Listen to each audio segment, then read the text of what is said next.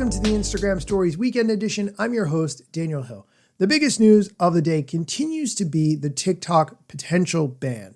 Let's just give this a little bit of context in case you are living in some kind of bubble and have not heard anything about this situation. This week, on Wednesday, April 24th, President Joe Biden signed a bill that would ban TikTok if its Chinese parent company, ByteDance, fails to sell the app within 1 year.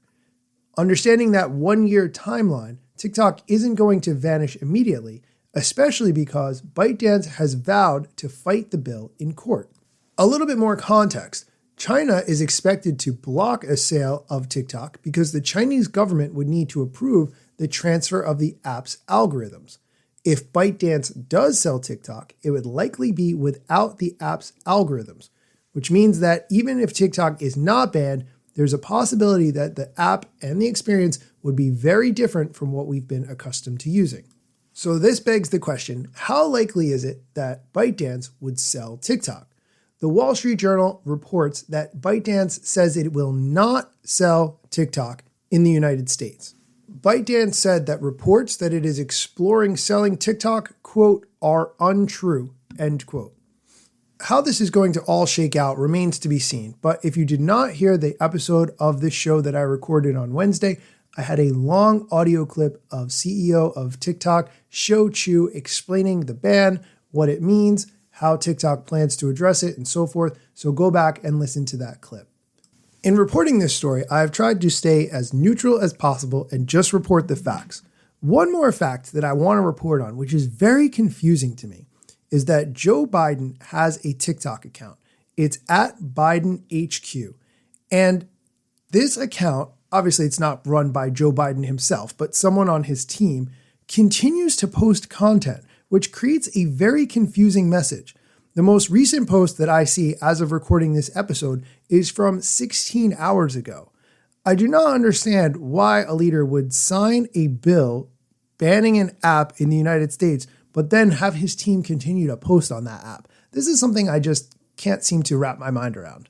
The question you may be thinking about next is, what should I do in terms of social media strategy? Well, since TikTok is not going to go away tomorrow or next week or even next month, there's definitely going to be quite an amount of time before this potentially happens. I would still suggest exploring other social media platforms.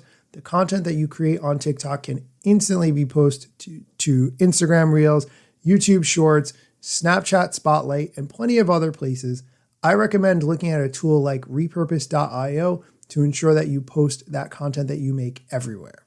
We are going to take a quick break. When we come back, we're going to have an update on Threads and, surprisingly, a little bit of an update on Vine. Do you remember Vine from back in the day? Stick around.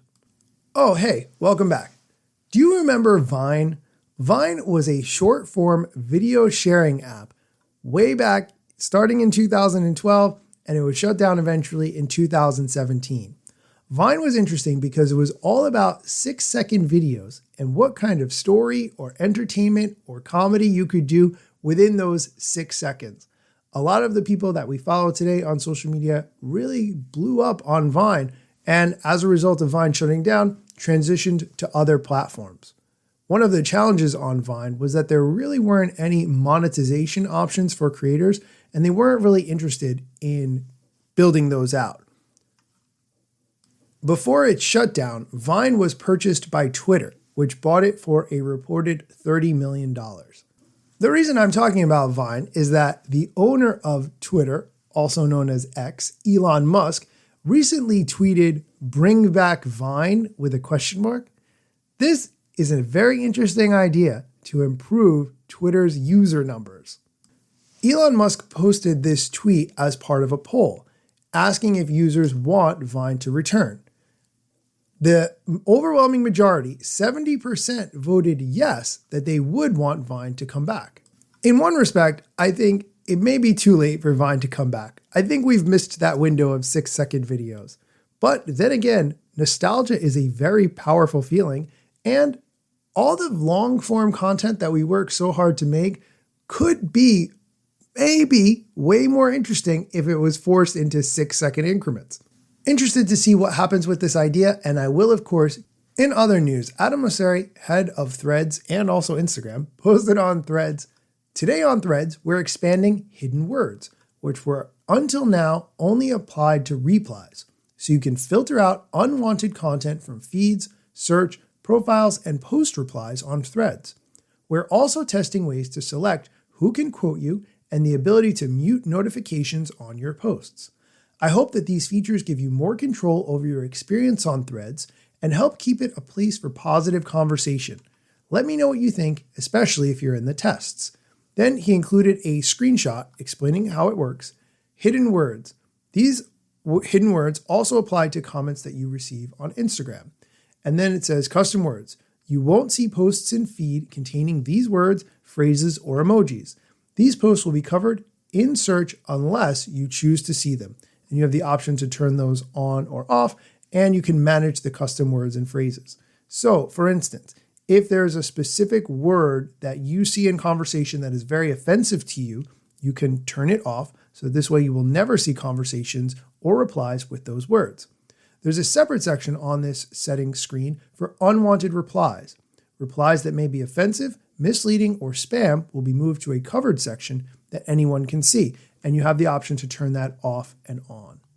Now, just a little bit of context about custom hidden words. If you're not familiar with this before, the Instagram team added this feature way back in the day because of Taylor Swift. I'm such a Taylor Swift fan. She was getting so many snake emojis on her posts that she asked for the ability to turn those off so that people couldn't create those comments and she would see them. So they added hidden words so that this way all of those comments would not be seen by Taylor Swift. Always love a good Taylor Swift story. Here's the head of Instagram, Adam Mosseri, explaining hidden words and how it works on Threads. So on Instagram, you can use hidden words to block comments with specific words that you pick, as well as messages with specific words you pick. What we're now starting to do on Threads is where you can use it to block replies to your posts with specific words, is we're also allowing you to use it to customize your feed itself. So if you want to just pop content out of your feed that has specific words to help shape the experience more into something that you're excited about using, you can try that out. So check it out and let me know what you think. Okay, that is going to do it for today's episode. Hopefully you're enjoying this content as I try to give as little of my opinions on this TikTok ban as I humanly can, while still just providing you with the facts. And now, the rap song.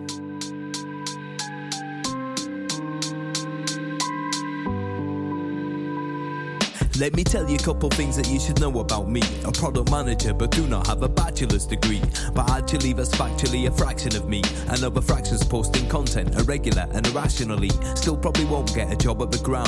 They forgot, they don't know, they don't care who I am. Who? That's why you never see me at the parties and events. My lack of followers must make me irrelevant. Don't have a course or book to sell to make a bag of grand. Not a social media marketer, don't represent any brands. Plain to see, don't have an agency, but I got a lot of spam. Just putting in the work without the glitz and glam. Won't catch me in